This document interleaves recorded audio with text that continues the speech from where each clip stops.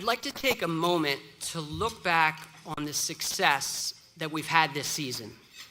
The job of executive director is a daunting one. If you can imagine, starting in August, for the next 10 months, you're required to hold a wedding reception and you have no idea who the bride and groom are going to be. That is real pressure.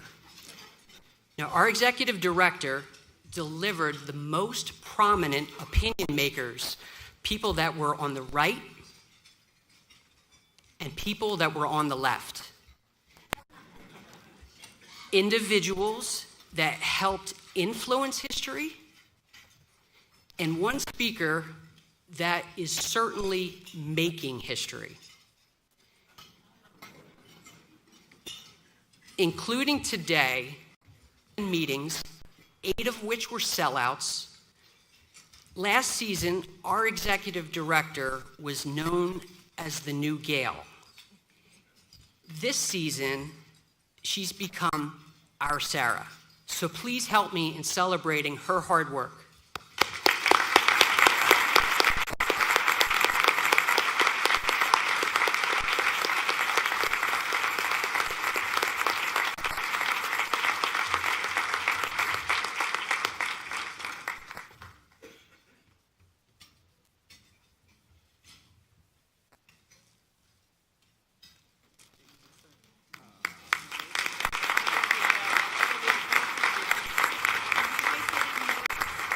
And for our newest member, coming in September, First Lady.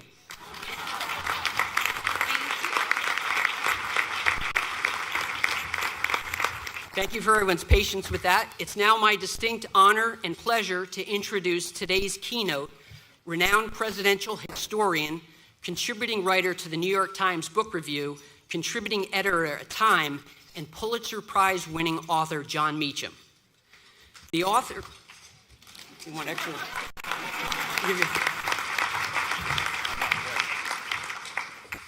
The author of the New York Times bestseller, Thomas Jefferson, The Art of Power, American Lion, Andrew Jackson in the White House, Franklin and Winston, Destiny and Power, The American Odyssey of George Herbert Walker Bush. John is a regular guest on MSNBC's Morning Joe, a distinguished visiting professor at Vanderbilt University, and a fellow of the Society of American Historians. In his latest book, The Soul of America, The Battle for Our Better Angels, which debuted in the #1 spot, pretty good, right? On the New York Times bestseller list just 2 weeks ago, and is available for purchase in the lobby thanks to the Forum Club's partnership with the Palm Beach Bookstore. John will help us understand the present moment in American politics and life by looking back at critical times in our nation's history when hope overcame division and fear.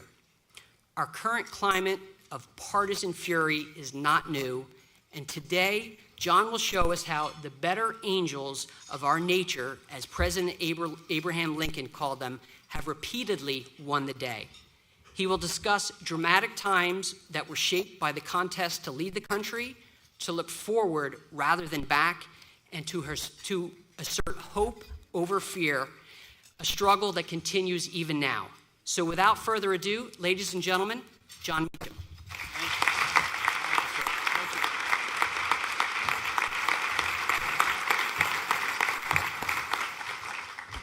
You get more applause if you're pregnant. But believe me, it's not really worth it in the fullness of time. I'm delighted to be here. Thank you. I like seeing all the candidates because that's a big part of my message here is you have to get in the arena and keep fighting. When's the election? August. Big turnout in here, I bet, in August.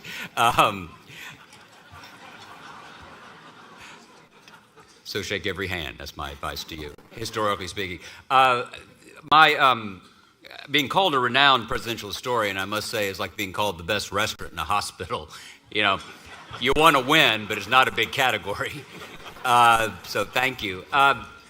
And Tom said very nice things there, and whenever I hear nice things, I'm reminded of a story that I actually told at Barbara Bush's funeral about a month ago, and I'll quickly repeat.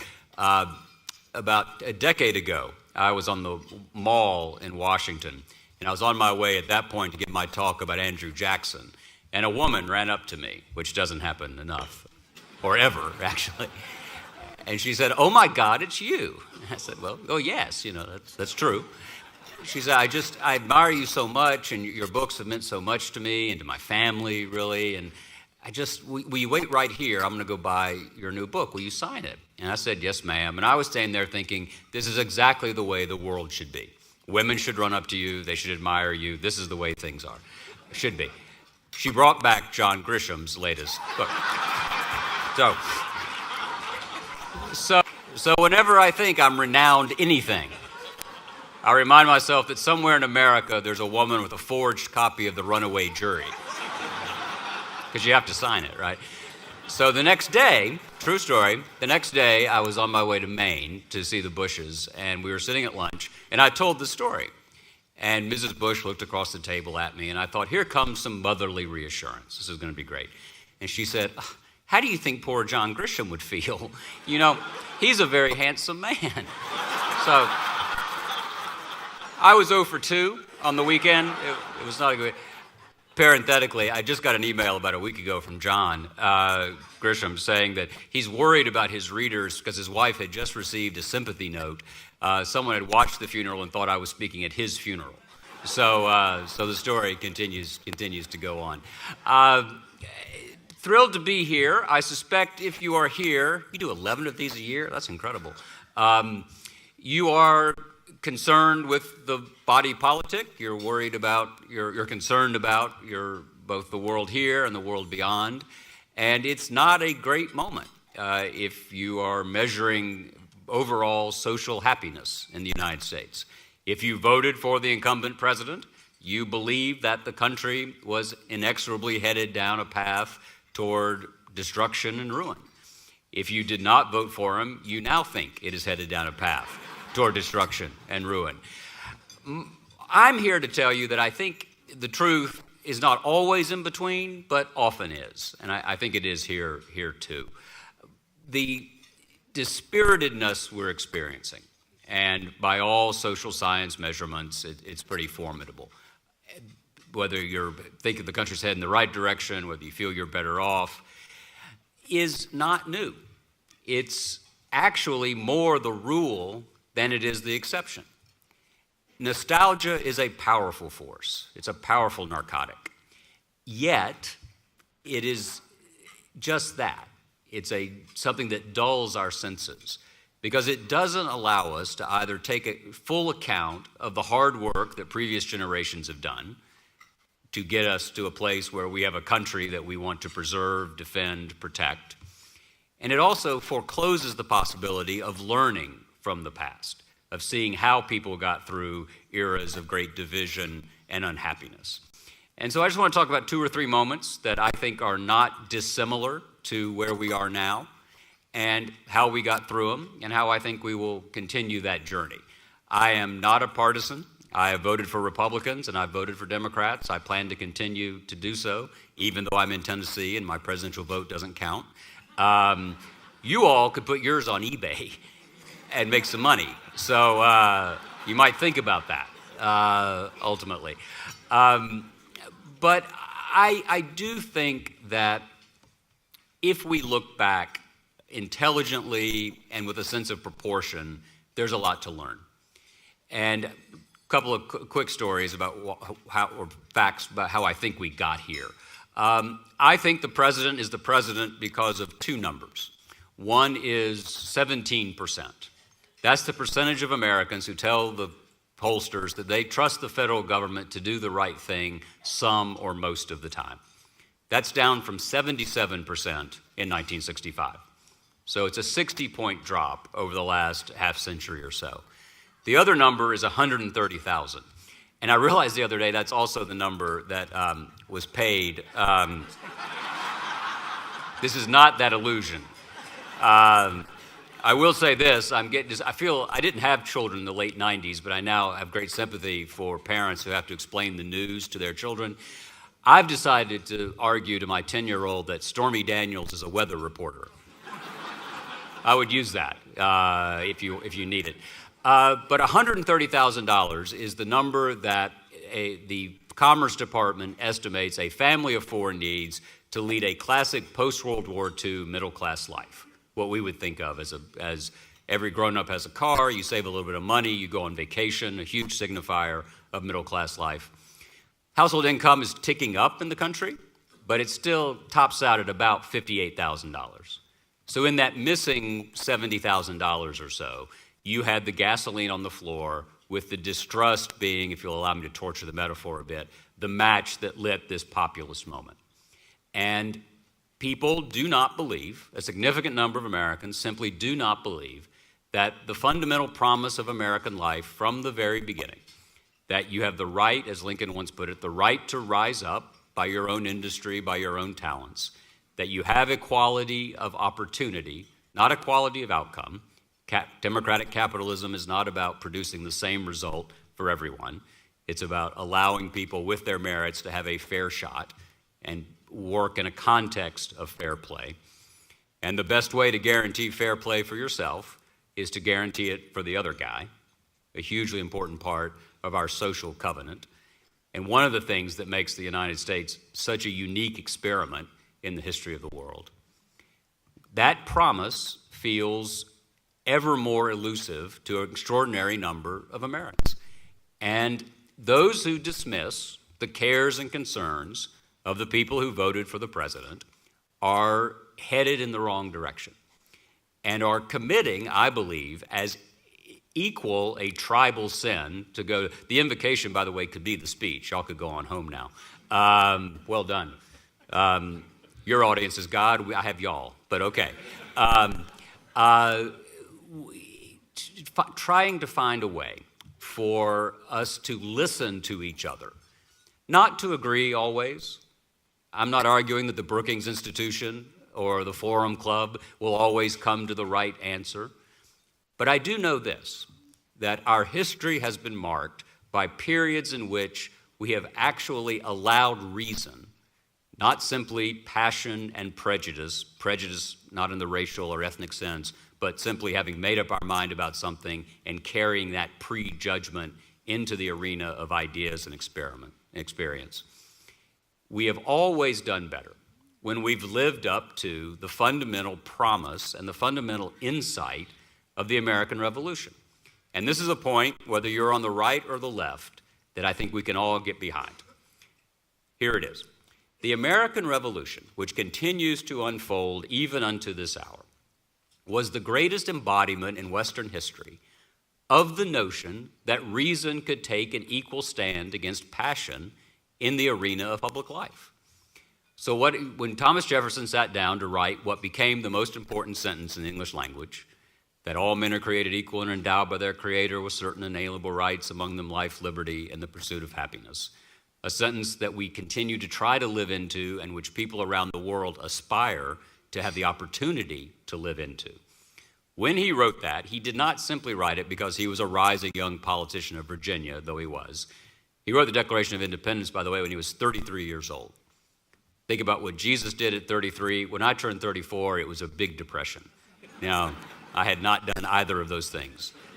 I had neither redeemed the world nor redefined human liberty. It was very painful. But, high bar. But what he did it because he was in conversation with the unfolding cultural currents of the Western world. So what had been going on the 3 centuries or so heading into Philadelphia in 1776 and then again in 1787 with the Constitution? Gutenberg, the rise of movable type, which led to the democratization of information, the rise of the bourgeoisie, which spread prosperity from the hands of the few to the hands of the many, the scientific revolution, the Protestant reformations, this translation of sacred scripture into the vernacular, an entire reorientation of the world from being organized vertically, where popes and princes and prelates and kings who either by an accident of birth or an incident of election were given authority and control over the masses, to a horizontal understanding that we were all born with that capacity to decide what to do, what to believe, and how to conduct ourselves. That shift, I think, is the most important shift in the history of our world since Constantine converted to Christianity. The American Revolution was the clearest political embodiment of that idea, that fair play and human equality were to be the sources of great prosperity and great progress. We were founded on the idea that tomorrow could be better than today. And that was a radical idea. France was not founded on that. England was not founded on that. Germany was not founded. Italy was not. We were. We were actually created with the sense that we could do better going forward. That in fact, the progress of mankind was not inexorable, but if we devoted our minds and our hearts to it, we could actually push things forward.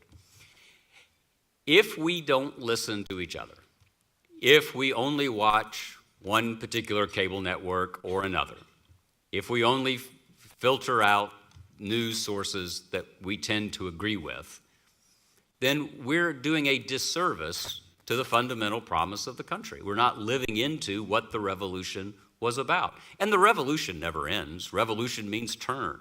We just turn and turn and turn. Tribalism is the great problem of the age.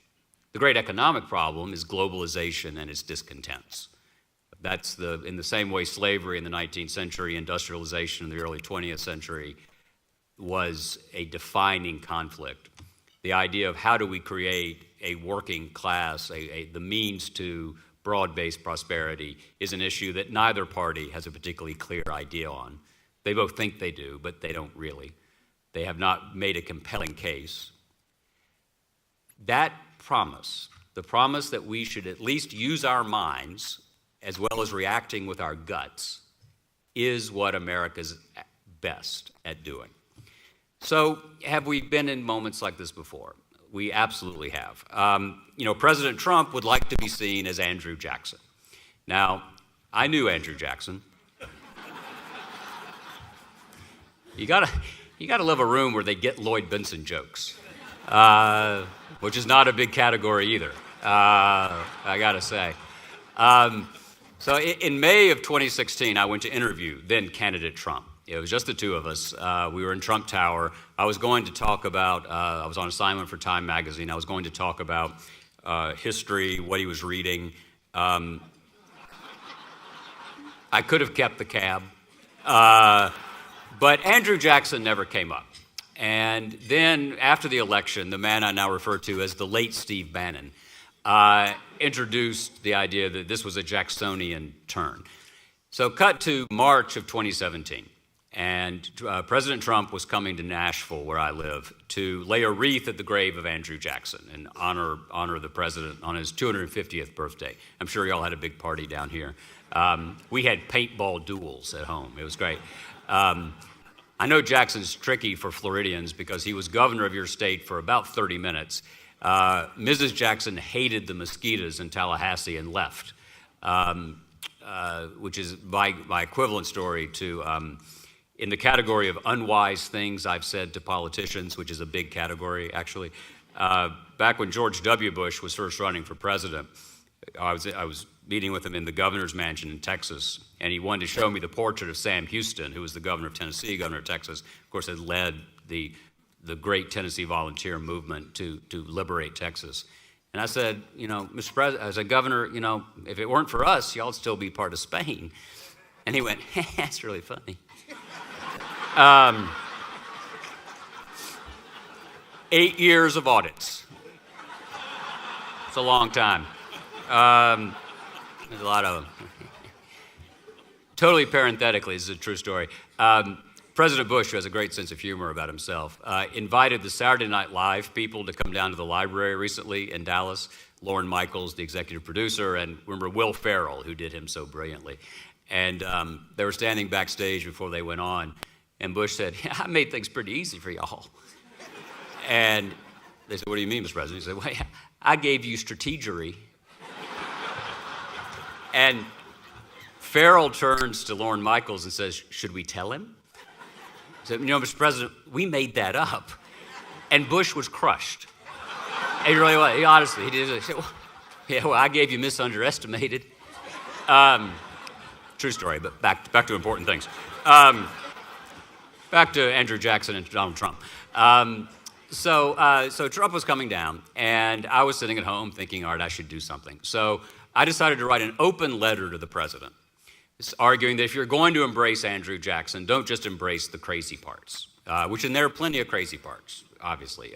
Jackson once said that his only two regrets in public life were that he had not hung Henry Clay, the Speaker of the House, and shot John C. Calhoun, his own vice president. We now know that no one felt that way about their running mate until John McCain. But anyway, and our thoughts are with Senator McCain in this last great battle. A remarkable American, and probably not going to be with us much longer. But our thoughts go to him. So I decided, all right, what are the real lessons of Jackson? In my view, the real lesson of Jackson is he believed in the Union. He believed that we should be, as he put it, one great family. And we could disagree about slavery, and we could disagree about the disposition of Native Americans. We could disagree about banks and everything else. But we had to do it under the same roof. And without that insight, it's actually hard to imagine that we would have continued to be a continental nation in this way.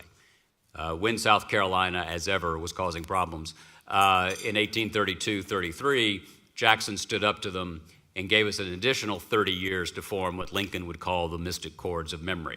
Hard to imagine that the life of the country would have been the same if we had had a significant civil strife in 32-33.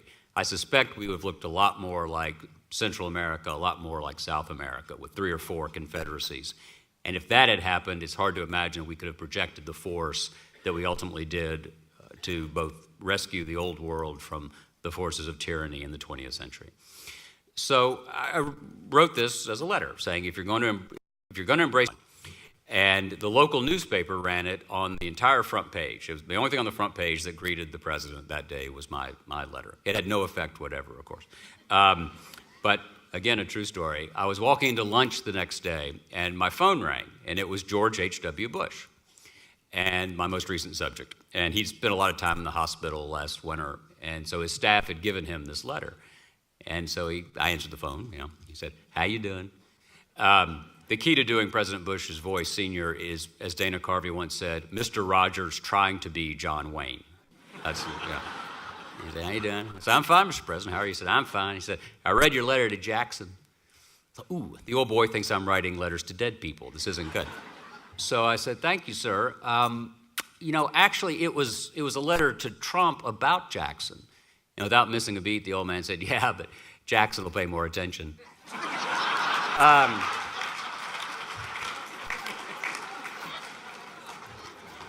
So he's fine, if you're worried. And I believe that. I believe that there are things to learn from the past. It's not a GPS. It's not something you can't just look back and say, oh, this is how Andrew Jackson did it, or this is how Abraham Lincoln did it, or this is how Franklin Roosevelt did it, or this is how Ronald Reagan did it, and therefore we can find exactly what to do. But it can create a sense of proportion, and it can give us a sense of at what point in the afternoon or morning should you actually set your hair on fire. And let's be honest, you all think about that all the time, don't you? So, what are the moments where we've come through this? There are two analogies that come particularly to mind. One is the 1920s. In 1915, the Ku Klux Klan was refounded at Stone Mountain, Georgia, and after the release of the movie Birth of a Nation. It attracted 3 to 5 million adherents across America. The governors of Indiana, Oregon, Colorado, Georgia, and Texas were members of the Klan. The 1924, not 100 years ago, the Democratic National Convention, 324 delegates were members of the Klan.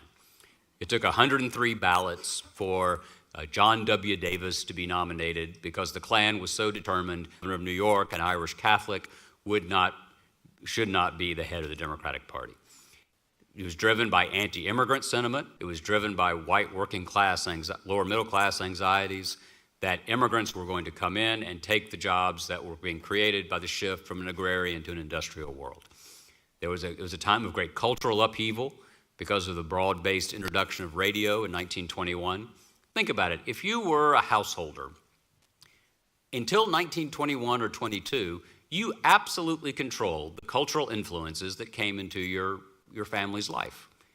Suddenly, there's this box you've bought, and you can listen to sports, and you can listen to Calvin Coolidge. I wouldn't recommend it, but you can. As Coolidge was once at a party, and a woman came up to him and said, "I have a bet with my husband that I can make you say 3 words." And Coolidge said, "You lose."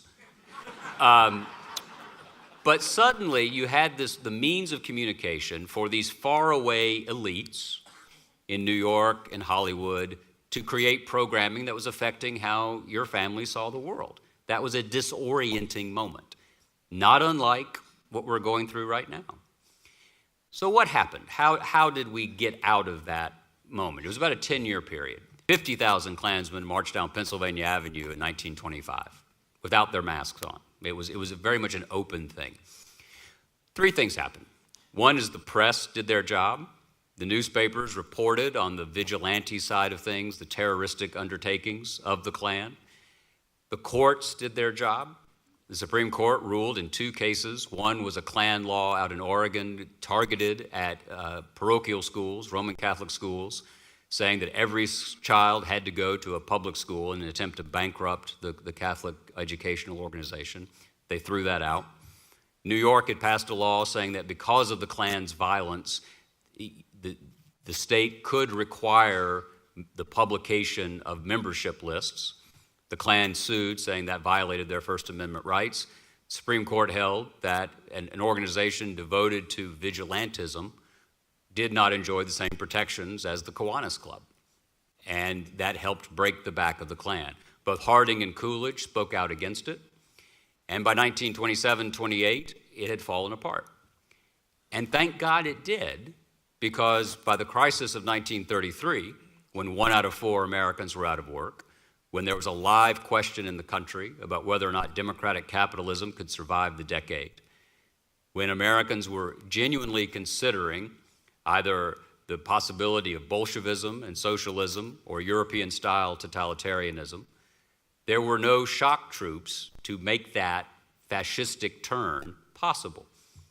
And that was a real possibility. This is not an exaggeration. The night Franklin Roosevelt became president, an aide came to him and said, "Mr. President, if you succeed, you'll go down as our greatest president, but if you fail, you'll go down as our worst." And FDR looked at him and said, "If I fail, I'll go down as the last." It was that touch and go. One of the best-selling books of the decade was by Charles Lindbergh's wife, Anne Morrow Lindbergh, called The Wave of the Future. And in her view, the wave of the future was not democratic capitalism, but was in fact European-style totalitarianism. See if any of this sounds familiar. Her belief was that you needed a strong man, untethered to existing political institutions, to come in and make up for the archaic failings of a constitutional order created in the 18th century. As Mark Twain once said, history may not repeat itself, but it does rhyme. And so, but our institutions worked, and we came through that period. The other period that I think is most like this, in many ways, it certainly feels the same way, is 1950 to 1954, when Joe McCarthy, on Lincoln's birthday in Wheeling, West Virginia, 1950, said, "I have in my hand a list of 205 communists in the Department of State." The number wandered down to about 57. There were communist agents at work in the United States trying to undermine our way of life. The issue was that Truman had recognized that in 1945 and had driven almost all of them out by the time McCarthy came along. McCarthy, as his own lawyer, who also was Donald Trump's lawyer in a later iteration, Roy Cohn, once wrote, sometimes God just gives you the connections, once wrote was that McCarthy had bought anti-communism the way other people might buy a car.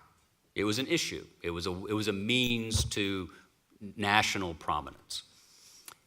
Margaret Chase Smith, this Republican senator from Maine, gave a speech in 1950 called the Declaration of Conscience, in which she totally laid out the problem with the McCarthyite view of the world, that it violated the rule of law, it violated fairness, it demonized dissent in an unfair way.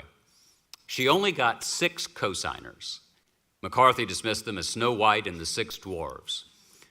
But after 4 years, after more Americans engaged with what McCarthy was really doing, the Senate censured him and he fell from power.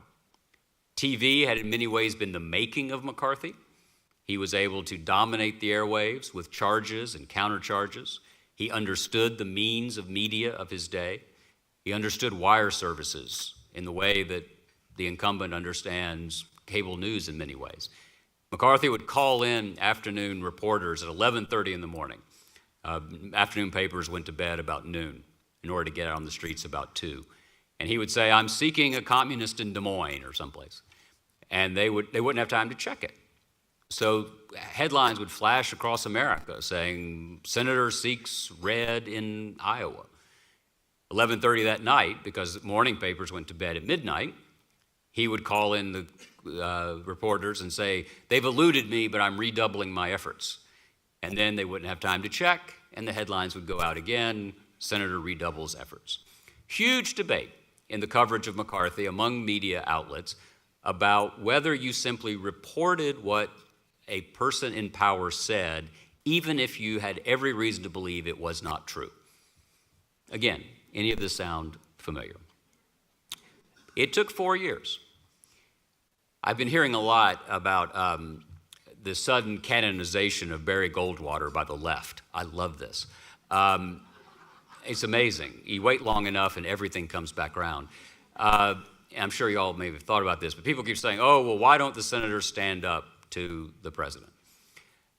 Well, and they say, Barry Goldwater went and told Richard Nixon. He told Nixon he didn't have support and forced him out of office. That's somewhat true. Senator Goldwater, along with Hugh Scott of Pennsylvania and John Rhodes of Ohio, did go to see Nixon, did tell him there wasn't enough support in the Senate to fight back against conviction if impeachment proceeded. But that was, do you know what date that was? August 7th, 1974. Nixon announced his resignation on August 8th and left on August 9th. That was 26 months after the Watergate break-in. It was 3 weeks after the Supreme Court ruled that Nixon had to turn over the tapes, and 10 days after the existence of the smoking gun tape, in which Nixon was heard to say, "Let's use the CIA to stop the FBI," was released. So yes, Barry Goldwater did the right thing, but he did so at the very last moment. And one of the things I think one has to remember, is that politicians are far more often mirrors of who we are than they are molders. It's the nature of popular politics. So that can be dispiriting or it can be invigorating. Because if we get our dispositions of heart and mind in the right place, then I promise your elected representatives will respond. Right now, they're not responding in many ways. And again, I speak from my experience in my state. Donald Trump has a 73% approval rating among Republicans in the state of Tennessee. And people say, well, why don't our senators stand up to these mean tweets and all this? Well, because there's a 72 or 73% approval rating among Republicans. It's only when we make up our mind, one way or the other. And I would be saying exactly the same thing to you if a Democrat had been elected and a Democrat behaved the same way. If we decide we want something different, guess what? We'll get something different. Because a republic is only as good as the sum of its parts. All of our dispositions matter. This is a fundamental part of Republican, lowercase r, thought. From Plato, through Aristotle, through Augustine, through Aquinas, through Machiavelli, through Madison, into our own day. We get, as Harry Truman once said, the government we deserve. So if you don't like what you're getting, get in the arena and speak up. If you do, get in the arena and speak up. But don't shout at each other, because that's not going to be true to that promise of the American Revolution. The American Revolution is about reason, not passion.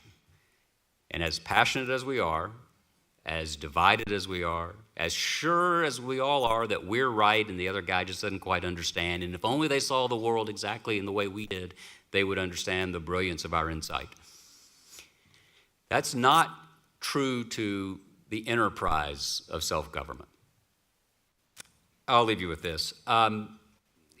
Lincoln, who gave us the phrase better angels, and I think saw as well as anybody ever saw that in the American soul, in who we are, and by the way, don't say if you disagree with the way things are going or you disagree with the incumbent, please don't say, well, you know what, they've hijacked America. That's not who America is. Let me tell you, America is almost everything you can think of, good and bad. In the American soul, we have seen Dr. King and we have seen the Klan. And every era is determined, shaped by the battle between those two and who wins out for a certain period of time. What Lincoln said in the summer of 1864, the 166th Ohio Regiment came to see him on their way back west. And he said that the war would go on perhaps for a year, perhaps for 2 years, perhaps for 3 years. But if it did, it would go on for the most righteous of causes, because the cause of fair play was in fact worth any price. Wise words then and wise words now. Thank you.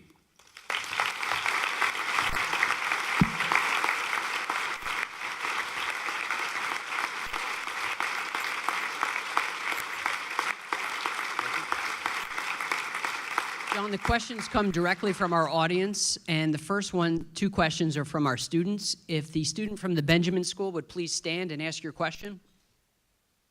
Hello, I'm Julia Palumba. I'm from the Benjamin School. What insight into the millennial population have you gleaned from your tenure as a visiting distinguished professor at Vanderbilt University? I am very distinguished and very visiting. And how do you think your writing style may change as a result of this experience? Oh, that's a great question. I have nothing but confidence in the broad future of the country. I think the students I've been privileged to teach are smarter than I am. The thing they do, which is sort of brilliant, is if you slide by a logical connection, you sort of do a hook slide, boy, they're right there with the ball to tag you. And so they'll say, you said X, Y, but does it really lead to Z instead of G, which is probably what I've done at some point. And I think their sense of activism, their sense of their own capacity to change things is remarkably robust, and I think that's great. My writing style, one of the things that teaching does is it forces clarity, and you have to really know what you're saying because they'll catch you, as I said. And it's one of the important things, and I just violated it, but one of the important things to remember is the only two speeches anybody ever remembers in the history of the world are the Gettysburg Address and the Sermon on the Mount, and both were like 500 words. You didn't get either here, but I clarity and y'all ever watch? It's a wonderful TV series. There's a great movie and a great book before that called Friday Night Lights, about the Texas football team. My whole philosophy of both teaching and of writing biography comes from that, which is clear eyes, full heart. See it for what it is, but be as generous spirited as possible, because we're all fallen, we're all struggling. If the student from the Palm Beach State College would please stand up and ask your question. Can you give us an idea about the book you're planning to write next, and why? And what message do you think that the world needs to hear? Well, those are easy. The first one is. The second one, hell if I know. No. I'm writing a biography of James and Dolly Madison because people say, well, why are you writing about both of them? A, because Mrs. Madison is more interesting. And and was the most important woman in American life for the first 30 years or so of the Republic, maybe 40 years. Abigail Adams was only in Washington for about 6 months. Jefferson's wife was dead by the time he became president. And so Mrs. Madison really ran Washington in the social sphere, which is vital. It sounds perhaps tangential, but the only places the congressmen and senators had to go outside of their boarding houses really were to her house. And so any deals that were cut, any relationships that were forged, were done under her roof. What message does the world need to hear? I hope the one I just said, I just offered. Listen to each other, appreciate history, understand that the kingdom of God is not going to descend because of any particular election, and try to keep, I hope, a kind of critical balance. One of the things that worries me most is in some precincts, it is impossible to say something positive about the president. And in other precincts, it's impossible to say anything critical of him. And that's a paralyzing place for us to be. And it's not a good place. If he gets something right, say so. That's the nature of self-government. That's what's gotten us this far. And I hope we can recover some mutuality of interest so that we understand that if you say something critical, you're not condemning someone to the outer reaches. And if you say something positive, you're not hopelessly falling prey to fake news or whatever the view is. What do you think President Trump is getting right? I think the economy is doing quite well. The markets love the deregulation. Unemployment, it's a tricky number, but unemployment levels are historic lows. And so you can't say, oh, well, you couldn't have been for that when President Obama was president and then be against it because it's true now. And we don't know. One of the fascinating things about the moment is while I don't think the moment is unique, this experiment in presidential leadership is. We just don't know how this will turn out. He has decided to kick over most conventions, if not all, in an attempt to see how it works. And it could work out. The three biggest things he's done in foreign policy are somehow or another dealing with North Korea. I don't know, check your phones, is it on or off? I don't know. But that's okay. I mean, you're dealing with an irrational person over there, so maybe some irrationality works. I mean, that's all right. I think my friends who spend a lot of time in Asia are very unhappy about pulling out of that trade deal. But, one trade deal does not a republic's fate make. The Iran deal is a fascinating test, too. I always believed that President Obama would ultimately be judged on three issues historically. One is, did he do the right thing by not pushing a more aggressive form of fiscal discipline amid the crisis of 08, 09 when he became president? The other was, if the Syrian civil war and tyranny leads to broader unrest in the Mideast, should he have actually obeyed the red line he himself drew? And the third was the Iran deal.